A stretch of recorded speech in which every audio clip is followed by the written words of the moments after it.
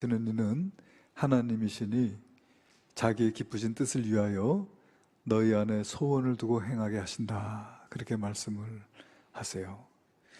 우리의 마음속에 소원을 품게 하시고 그 소원을 이루어감으로써 하나님의 뜻을 이루게 하시는 하나님은 하나님의 뜻을 위해서 우리 사람을 사용하시는 분이신 줄로 믿습니다. 아브라함이 그랬고 요셉이 그랬고 다윗이 그랬고 바울이 그랬고 성경에 나오는 그 위인들의 마음속에 하나님께서 거룩한 소원을 품게 하시고 그 소원을 이루어감으로써 하나님의 뜻이 이루어지도록 그렇게 하셨구나 하는 것을 생각하게 돼요. 우리가 성경을 보면은 아브라함이나 요셉이나 다윗이나 솔로몬 또 신약에 오면은 바울이나 베드로 이런 그 신앙의 위인들을 우리가 잘 알지만은 사실은 그 느헤미야라고 하는 이 인물은 조금 인기 면에서 그보다 좀 덜한 것 같은 생각이 들어요. 근데 요즘에 우리가 새벽기도 시간에 느헤미야서를 읽으면서 이 느헤미야라고 하는 인물에 대해서 다시 한번 생각하게 되고 정말 오늘날 이스라엘이 저렇게 한 국가를 유지하고 있는 것이 참 그 느헤미야라고 하는 이 사람의 공이 없으면은 참 있기 어려웠겠다 하는 그런 생각을 합니다. 그러니까 이스라엘이 나라가 망하고 이제 포로로 끌려가서 여러분 이 땅의 수많은 민족들이 전쟁에 져서 나라가 망하고 민족이 없어지고 다른 민족과 동화되어지고 이렇게 수많은 민족들이 없어지지 않겠습니까? 그런데 이스라엘은 나라가 망하고 포로로 끌려가는 그런 그 위기를 겪으면서도 그 나라가 망하지 않고 민족이 사라지지 않고 다시금 예루살렘이 회복되고 이렇게 할 수 있었던 그 이유가 무엇이겠는가? 정말 이 느헤미야라고 하는 이 사람을 하나님께서 들어 쓰셔서 무너진 성벽을 다시 세우고 또 예루살렘을 회복하고 예배 제도를 회복하고 하나님과의 언약을 다시 갱신하는 이런 정말 너무나 귀한 일들을 하는 사람들이 있었구나 하는 것을 생각하게 되면서 오늘 이 느헤미야라고 하는 이 신앙의 위인을 통해서 오늘 우리가 어떻게 살아가야 되겠는가 하는 것을 함께 잠시 나눴으면 좋겠다 그런 생각을 했어요. 느헤미야는 무엇보다도 비전의 사람이다 그렇게 말할 수 있지 않겠나. 비전이라고 하는 것은 여러분 하나님께서 보여주신 것을 보는 사람이 비전입니다.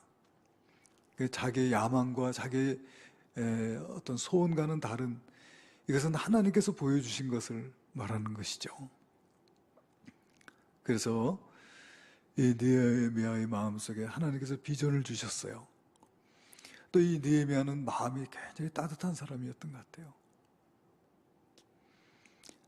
느헤미야가 활동하던 시대가 약 주전 440년경이라고 해요.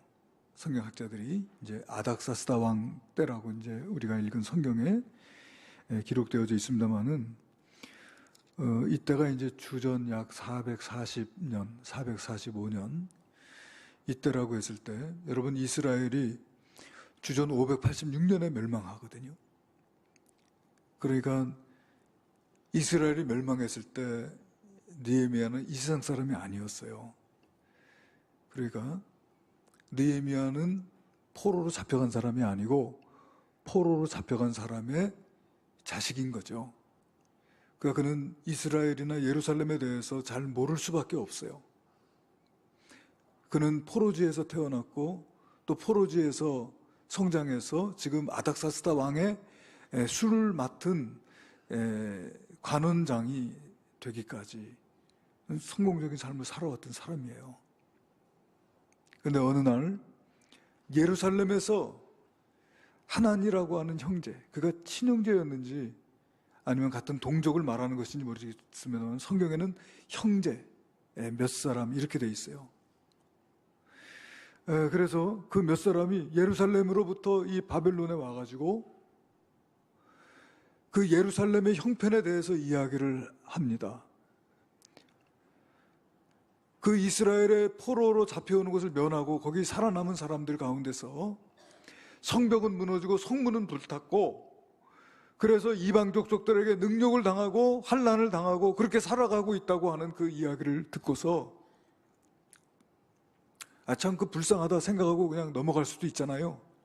그거 참 혀 한번 차고 하고 넘어갈 수도 있는데, 어쨌든지 이 예루살렘에서 온 그 자기 몇몇 그 형제들의 이야기를 들을 때에 그것이 느헤미야의 마음속에 막 창처럼 와서 박힌 거예요.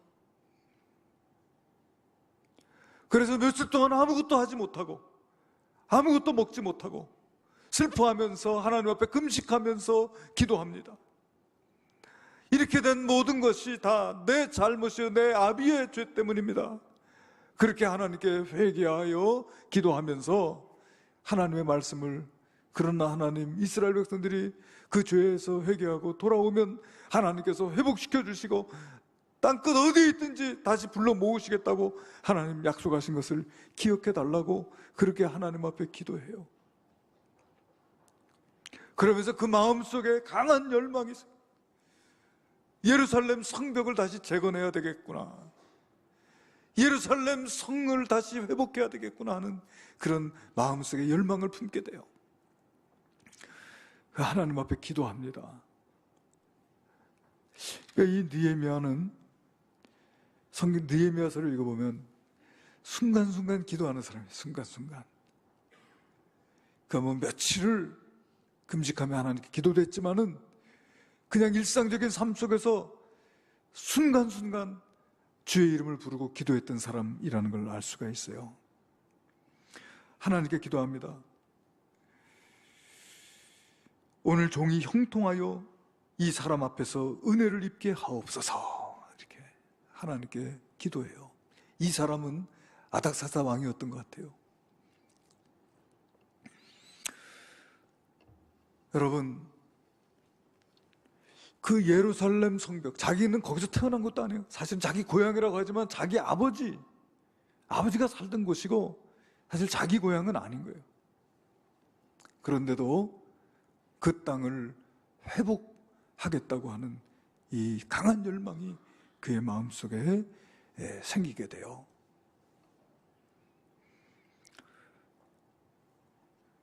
여러분은 어떤 열망을 가지고 살아가고 계십니까? 다윗은 하나님의 영광을 사모했어요. 어려서부터 그는 하나님과 교제하면서 하나님을 찬양하고 노래했어요. 그가 어느 날 아버지 심부름으로 전쟁터에 갔다가 전쟁터에서 이스라엘을 모독하는 블레셋 장군 골리앗의 그 무례한 소리를 듣습니다. 그때 이 다윗이 마음속에요 의문이 생기는 거예요.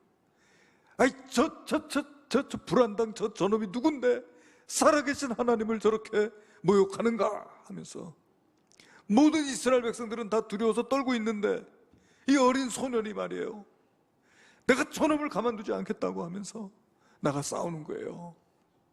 그의 마음속에 의문이 생기는 거예요.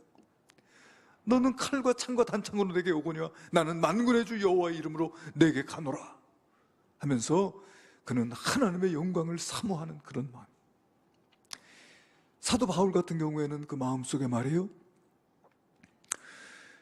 예수 그리스도의 복음, 특별히 이 복음을 자기 동족, 자기 형제 유대인들에게 이 복음을 전해서 그들로 구원받게 해야 되겠다고 하는 강한 열망이 자기에게 있었어요. 그래서 그는 이렇게 말을 합니다. 나의 형제 곧 골육의 친척을 위하여 내 자신이 저주를 받아 그리스도에게서 끊어질지라도 원하는 바다. 내 형제, 내 골육이 구원받을 수 있다면 내가 저주를 받고 그리스도에게서 끊어져도 좋다는 거예요. 그리고 그 유명한 사도행전 20장 24절 말씀에서 그는 이렇게 말하잖아요. 내가 달려갈 길과 주 예수께 받은 사명, 곧 하나님의 은혜의 복음을 전파하는 이 일을 마치려 하면은 내 생명조차도 조금 더 귀한 것으로 여기지 않겠다.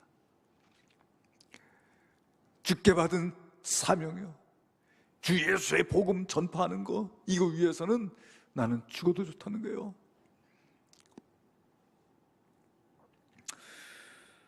여러분, 우리 예수님께서 산상수훈 마태복음 5장 6절에 보면은 의에 줄이고 목마른 자는 복이 있나니 저희가 배부를 것이며 그랬어요. 여기서 의라고 하는 것은 한자로 오를 의자를 써가지고 의입니다. 의에 줄이고 목마른 사람, 옳은 것, 영어로 하면 righteousness, 의에 줄이고 목마른 것, 그 사람은 복이 있다. 그 의에 줄인다는 게 뭐냐? 여러분, 현대인의 성경을 보니까 그것을 뭐라고 번역했냐면은 올바르게 살려고 노력하는 사람은 행복하다, 이렇게 됐어요. 올바르게 살려고 하는, 올바르게 살기 위해서 목마르고 배고픈 사람, 그 사람이 행복한 사람이다. 여러분, 무엇에 줄이고 무엇에 목마릅니까? 여러분은 무엇에 줄이고 무엇에 목마릅니까? 저도 말씀을 준비하면서 하나님, 나는 무엇에 줄이고 무엇에 목마릅니까? 여러분, 한번 이 시간에 한번 자기 자신에게 질문을 던져보세요. 내가 정말 목마른 거, 내가 정말 지금 배고픈 거, 뭐 히딩크는 뭐 나는 아직도 배고프다고 그랬는데, 예? 우승을 배고파하는 거죠. 여러분이 배고파하는 건 뭡니까? 뭐가 여러분 배가 고픕니까? 뭐가 여러분 목이 마릅니까?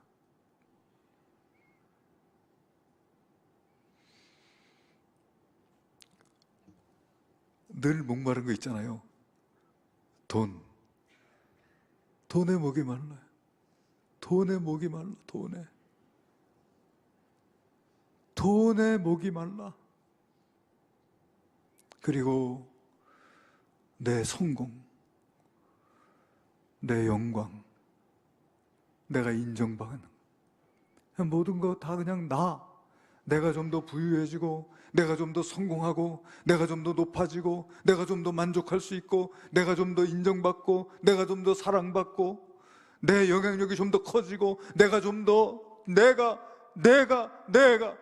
나에게 목이 마르다.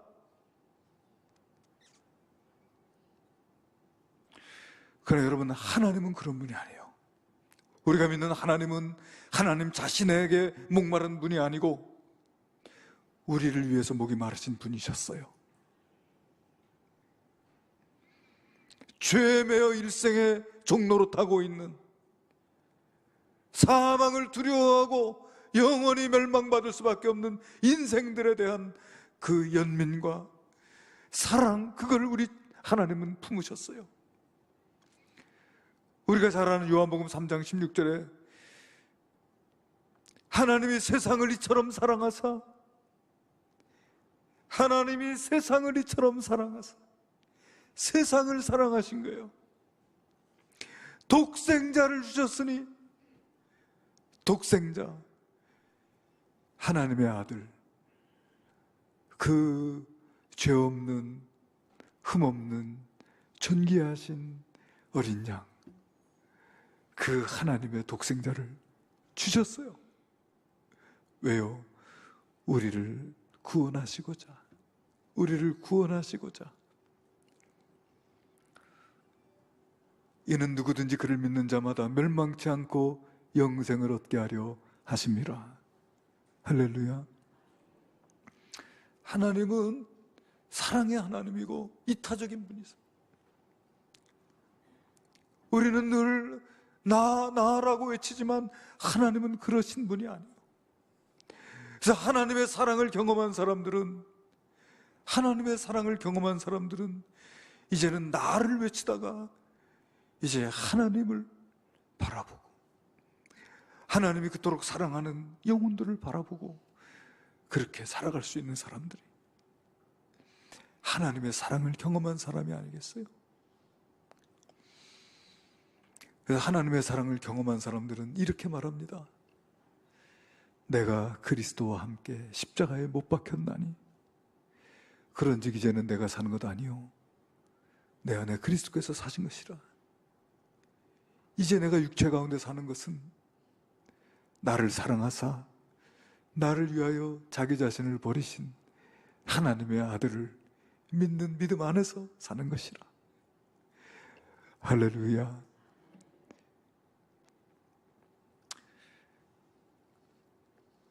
무엇에 목마르고 무엇에 줄이고 있습니까? 여러분, 이 생명은 사실은 내 것이 아니고 하나님의 것입니다. 그렇잖아요? 근데 마치 내 것인 것처럼 내 마음대로 살려고 하잖아요. 나를 향하신 하나님의 뜻이 무엇인지 그런 것은 잘 생각하지 않잖아요. 이 생명을 오로지 나를 위해서 그렇게 만약에 우리가 살아가고 있다면 오늘 하나님 말씀 속에서 다시 한번 우리의 생명의 의미를 다시 돌아볼 수 있는 저와 여러분 되시기를 주님의 이름으로 축원합니다. 오늘 말씀을 준비하다 그런 생각이 들었어요. 느헤미야는 어떻게 자기 한 번도 가보지도 않은 자기 고향이 원래는 아버지가 어렸을 때 놀던 곳이 고향이라고 하지요. 자기 고향이죠.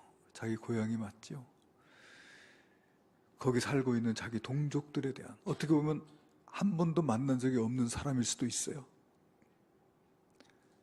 그 사람들이 당하는 그 능력과 환난이 그렇게 마음이 아팠어요. 저는 오늘 그런 생각을 해봤습니다. 여러분, 북한 동포가 2017년 기준으로 약 2,500만 정도 된다고 해요.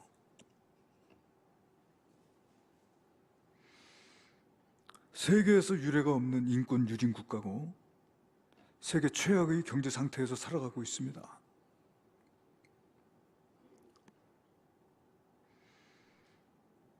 세계 어디서도 없는 정치범 수용소라고 하는 곳이 북한에 5개 있는 것으로 추정되고 있습니다. 평안남도에 2개, 함경남도에 1, 함경북도에 2개. 철저하게 국제사회의 접근을 차단하고 있기 때문에 수용 규모를 정확하게 파악하기는 힘들지만은 추정에 의하면 5개소의 정치범 수용소 안에 약 8만 내지 12만 명이 있을 것이다. 그렇게 추정하고 있고요. 그곳에 수용되는 사람들은 반국가, 반민족 범죄를 저지른 사람들이라고 그렇게 이야기하고 있는데,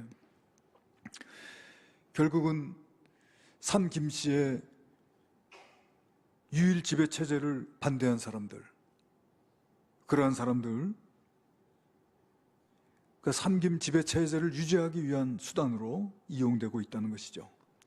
수령을 모독한 경우, 그리고 한국행을 기도한 경우, 한국 사람과 접촉한 경우, 한국에 대하여 우호적인 발언을 한 경우, 그리고 예배를 드리거나 종교 활동을 한 경우, 가족이 탈북한 경우, 이런 사람들이 수용되어져 있는 곳이 정치범 수용소입니다.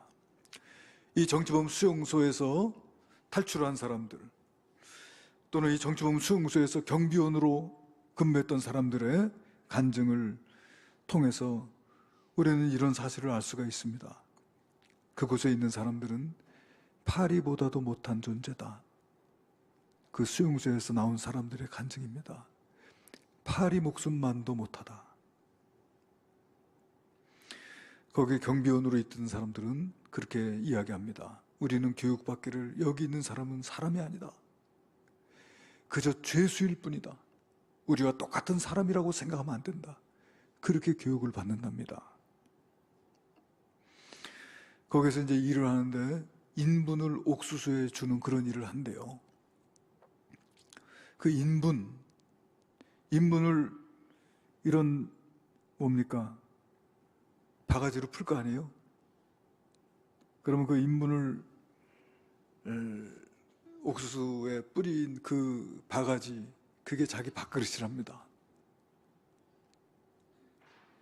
왜 우리가 개한테 밥을 줘도요, 그 사람의 인분을 푸는 바가지를 개 밥그릇으로 쓰지 않습니다. 근데 사람을 그렇게 인분을 나르는 바가지를 자기 밥그릇으로 쓰라고 한답니다. 누군가 부르면은 뛰어와야 되고, 남자는 모자를 쓰고 여자는 두건을 쓰고 있는데 그것을 벗고서 겸손하게 일을 하지 않으면, 인사를 하지 않으면 구타를 당하고, 그리고 집단 구타를 당한답니다. 집단 체벌. 겨울에도 난방이 없습니다. 식사는 소금과 옥수수뿐입니다.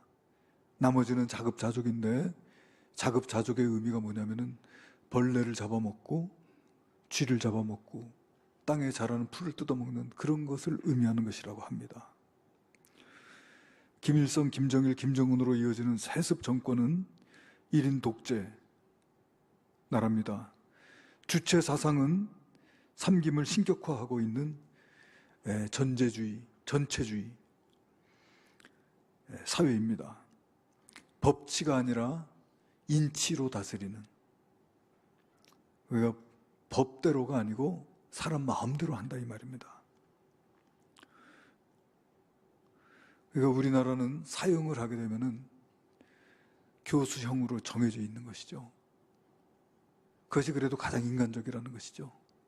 그러나 북한은 사형을 하면은 기분 내키는 대로 합니다. 때로는 탱크에 깔아 죽이기도 하고요. 때로는 기관총으로 난사를 하기도 하고요. 기분 내키는 대로 그때그때 달라지는 것이 북한의 법입니다. 그런 곳에서 우리의 동포가 2,500만 명이 고통을 당하고 있습니다. 우리도 북한 동포들을 위해서 울어야 한다, 그 생각이 들었어요. 느헤미야를 읽으면서. 느헤미야는 한 번도 가보지도 않고 한 번 만나본 적도 없는 그 북한 동포들을, 아니 북한 동포가 아니라 그 예루살렘의 그 거민들을 생각하면서 아무것도 할 수 없는, 아무것도 먹을 수 없는, 그냥 슬퍼하면서 수일을 하나님 앞에서 울고 금식하는 그런 기도를 하나님께 드립니다. 그리고 그 마음속에 뜻을 세우는 게, 하나님, 내가 예루살렘에 가서 성벽을 다시 재건할 수 있도록 인도해 달라고 그렇게 소원을 품게 하시고, 그 하루는 왕 앞에서 술을 따라 드리는데 왕이, 야, 너 오늘 이상하다. 너 병이 없는데 왜 얼굴에 수색이 있느냐? 수상하다. 그때는 왕한테 이 암살을 하려고 술에다 독을 타는 경우가 많으니까 믿을 수 있는 사람한테 술을 하는데, 늘 평소에 하던 대로 안 하고 얼굴이 이상하니까 왕이, 너 이거 독 탄 거 아니야? 이런 식으로 질문을 한 거죠. 너 왜 병도 없는 애가 얼굴에 수색이 있냐고 할 때 이 느헤미야가 왕 앞에 엎드립니다. 엎드려서 내 고향 성벽은 무너지고 성문은 불탔고 내 동족들은 이방 족속들에게 능욕을 당하고 환난을 당하고 있는데 어떻게 내 얼굴에 수색이 없을 수 있겠습니까? 그러니까 그 왕이, 그럼 내가 어떻게 해주랴? 은혜를 베푸는 거죠. 하나님께 기도했잖아요. 내가 은혜를 얻게 해달라고 했잖아요. 그러니까 느헤미야가 말하는 게요, 내가 예루살렘에 가서 성벽을 다시 세울 수 있도록 도와달라고, 허락해달라고. 그래가지고 왕이 허락을 해줘요. 사실은 자기가 안정된 직장이잖아요. 그 직장을 내려놓고 예루살렘, 그 능력과 환란이 있는 그곳으로 갑니다. 가서 보니까 자기가 들은 대로 다 성벽은 무너지고 성문은 불타고, 그러니까 뭐 완전히 이스라엘 백성들이 들의 쥐처럼 그렇게 고통을 당하면서 살아가고 있는 거예요. 그런데 이스라엘 백성들에게 내가 여차여차 예루살렘에 왔고 왕에게 허락을 받았으니 우리 성벽을 다시 세우자고, 그렇게 해가지고 성벽을 다시 세우는 일에 백성들의 뜻을 하나로 모아요. 이거 참 리더십이 있는 것이죠. 그렇게 뜻을 하나로 모으고 이제 성벽 공사를 다시 시작하기로 그렇게 뜻을 모으고 시작을 합니다. 근데 여러분, 호사다마라는 말 있잖아요. 좋은 일에는 항상 뭐가 있어요? 마가 낀다는 거예요. 좋은 일에. 그러니까 그 주변에 있는 이방 족속들이 자기 마음대로 이스라엘 백성을 유진하고 착취하고 했는데, 성벽을 쌓는다고 하니까 그 일을 방해합니다. 비웃고 조롱하고 때로는 협박하고 아주 집요하게 방해합니다. 여러분, 우리가 주님의 일을 하려고 할 때 아무 반대도 없고 모든 사람들이 다 찬성하고 격려해주고 힘을 합해주고 그런 일은 잘 없어요. 우리가 주님의 일을 하려고 할 때 항상 반대가 있기 마련입니다. 안 믿어지세요? 우리가 주님의 선한 일을 하려고 할 때 그 일이 그저 바람에 순풍에 돛단 듯이 그렇게 순탄하게 이렇게 진행되는 일보다는 그것이 어려움에 부딪히게 되는 일들이 많아요. 아멘 좀 하세요. 입장을 바꿔놓고 한번 생각해 보세요. 여러분이 설교한다고 한번 생각해 보세요.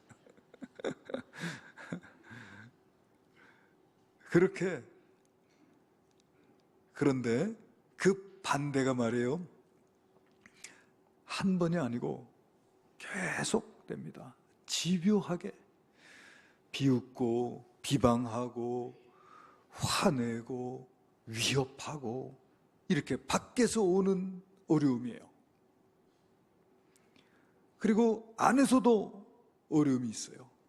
안에서는 뭐가 어렵냐면은 너무 없어요. 너무 힘이 부족해.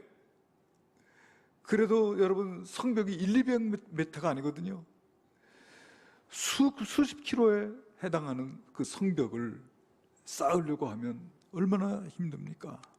그러니까 물자도 필요하고, 또 자기들이 여러 날 가서 일을 하려면 그만큼 돈이 있어야 되고, 그런데 너무나도 부족한 상황인 것입니다.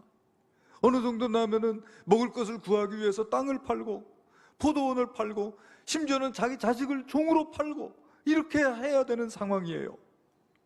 그런 상황 속에서 어떻게 또 모든 사람들이 다 찬성하는 것이 아니고, 모든 사람들이 다 찬성하고 또 모든 재료가 다 있다고 해도 어려운데, 어려워요. 그런데 이 느헤미야가 참 훌륭한 건 뭐냐면은 얼마든지 중간에 그만두고 포기할 수 있는 이유가 너무 많아. 이렇게 반대가 심하니 어떻게 할 수 있느냐고, 이렇게 물자가 모자라니 어떻게 할 수 있느냐고, 내가 시도를 안 해본 것도 아니고 시도를 해봤지만은 너무 어려우니까 이제는 어쩔 수 없다고 이렇게 말하지 않았어요. 끝까지 포기하지 않았고 끝까지 이 일을 감당했다는 것 참 훌륭합니다. 여러분, 나폴레옹이 내 사전에는 불가능이라는 말은 없다 그랬잖아요. 자, 여러분, 우리 사전에도 포기라는 말을 지워버립시다. 포기는 뭐 할 때 쓴다고요? 배추 셀 때 쓰는, 배추 셀 때 포기를 쓰는 것이고, 우리의 사전에는 포기는 없다. 얼마나 힘든지 몰라요. 우리가 성경을 일일이 다 읽어보면 다 찾을 수 있어요. 비웃고 비방하고 화내고 위협하고 회유하고 여러 가지 방법으로 하여튼 합니다. 그럼에도 불구하고 이 일을 끝까지 포기하지 않고 오늘 읽은 말씀을 우리가 보게 되면은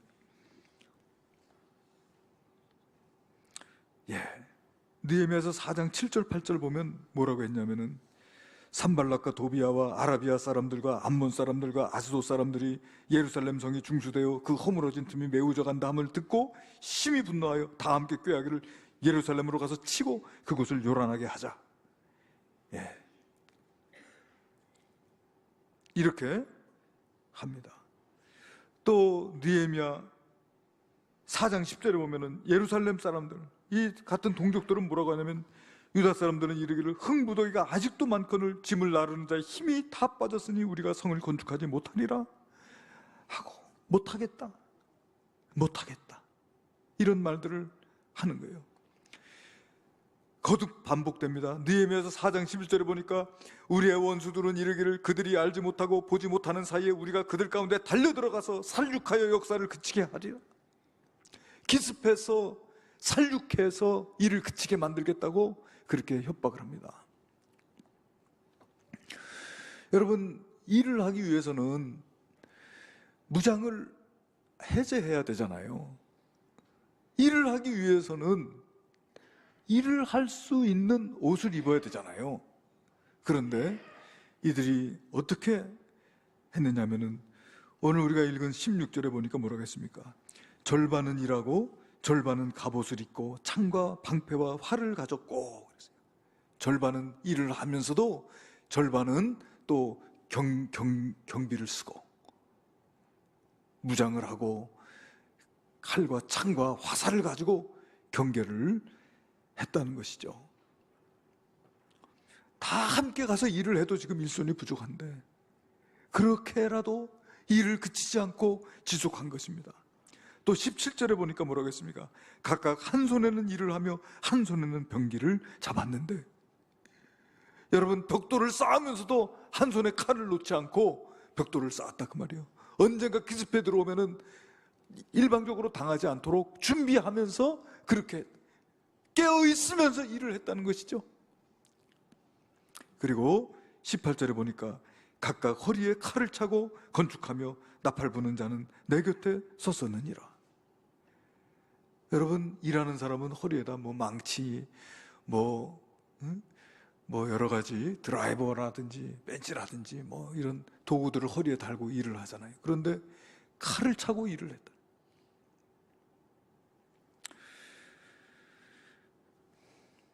그리고 22절에 보면은 사람마다 그 종자와 함께 예루살렘 안에서 잘지니, 밤이 돼도 그 공사 현장을 떠나지 않고 거기서 잠은 자는 거예요.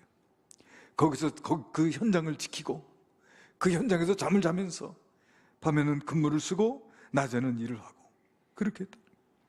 23절에 보면은 나나 내 형제들이나 종자들이나 나를 따라 파수하는 사람들, 이것은 뭐냐면은 지도자들을 말하는 거예요. 위정자들, 느헤미야를 위시해서 느헤미야의 형제와 종자들, 그 따르는 사람들은 위정자들을 말하는 거거든요. 높은 사람들이죠. 그 사람들도 함께 뭐라고 했습니까? 우리가 다 우리의 옷을 벗지 아니하였으며, 밤에 잘 때도요 옷을 입고 잤다는 거예요. 제가 군대 생활할 때 5분 대기조 훈련이 걸리면은, 여러분, 비상벨이 딱 울리면은 완종군장하고 연병장에 집합하는 시간이 5분입니다. 그럼 자다 말고 여러분 이불 개고 군복 입고 군화 신고 완종군장 꾸려가지고 메고서 운동장에 5분 만에 나올 수 있나요? 못 나와요. 그럼 어떡합니까? 옷을 입고 자는 거예요. 군화를 신고 잡니다. 그러니까 비상벨이 울리면은 군장은 미리 싸놓고 이불만 메고 군장 메고 뛰어나갈 수 있도록 그렇게, 그게 5분 대기죠. 여기 지금 느헤미야와 그 형제들과 종자들이 잘 때도 옷을 벗지 않고, 그리고 물을 기르러 갈 때도 각각 병기를 잡고 그렇게 갔었다. 그러니까 하루 24시간 한순간도 긴장을 놓치지 않고 그렇게 열심히 일을 했어요. 이런 포기하지 않는 그런 열정이 하나님의 일을 하게 하는구나. 그 마침내 여러분 이렇게 수고해서 52일 만에 성벽을 완공을 합니다. 할렐루야.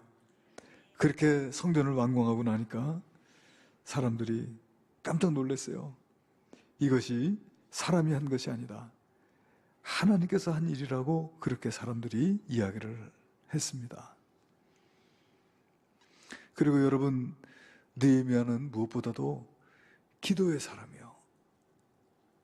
그는 며칠씩 금식 기도도 했지만 순간순간 기도해. 순간순간 그 찰나적인 시간에 왕이 물어요. 느헤미야에게 내가 그럼 무엇을 도와주랴 할 때 하나님께 기도하고 대답합니다.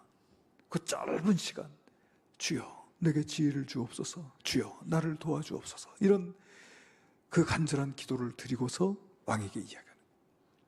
그렇게 심지어는 자기를 해치고 자기를 죽이려고 하고 그렇게 회방하는 사람들이 있을 때는 이렇게 기도했어요.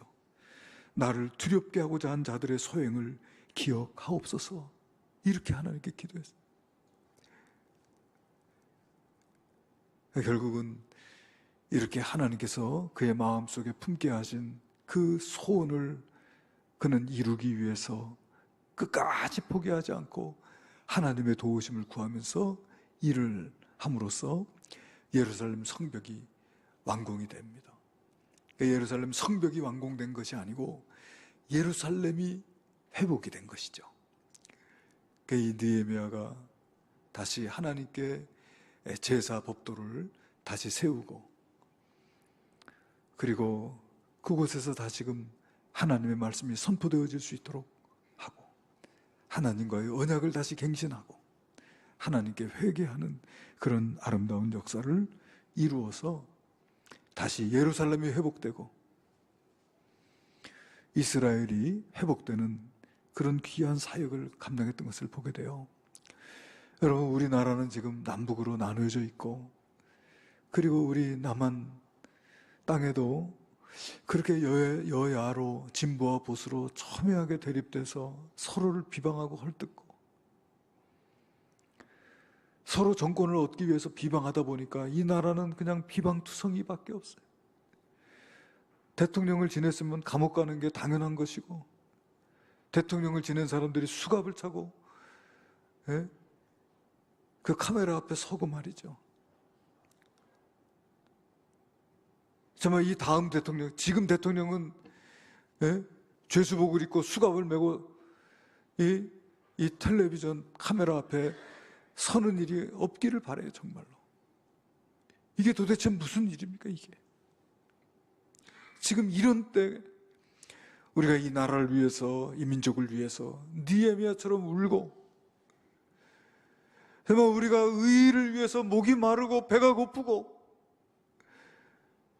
그렇게 살아갈 수 있는 이 삶의 모습이 우리의 본이 되어야 되지 않겠나. 오직 나의 안일과 나의 성공과 나의 부유함이 목적이 되어진 이 세상을 살아가는 것 같은 이런 상황 속에 있지만, 그러나 우리는 하나님과 그리고 이웃을 위해서, 나라와 우리 다음 세대들을 위해서 우리가 눈물을 흘리고 기도할 수 있는 그와 같은 믿음의 사람들이 되어야 되리라. 아멘. 그렇게 살아갈 수 있는 저와 여러분 되시기를 우리 하나님께서 원하고 계신 줄로 믿습니다. 기도하시겠습니다. 은혜로우신 주여, 느헤미야를 본받기 원합니다. 나에서 너로, 우리에서 너희로 우리의 관심이 변화되어질 수 있도록 인도하여 주시옵시고, 하나님께서 주신 그 비전을 바라보고 포기하지 아니하고 기도하면서 우리에게 주신 이 생명을 헛되이 살지 아니하고 소중하게 잘 관리하여 하나님께 칭찬받는 그런 삶을 살아갈 수 있는 저희들 되게 하여 주시옵소서. 귀하신 예수님 이름으로 기도하옵나이다. 아멘.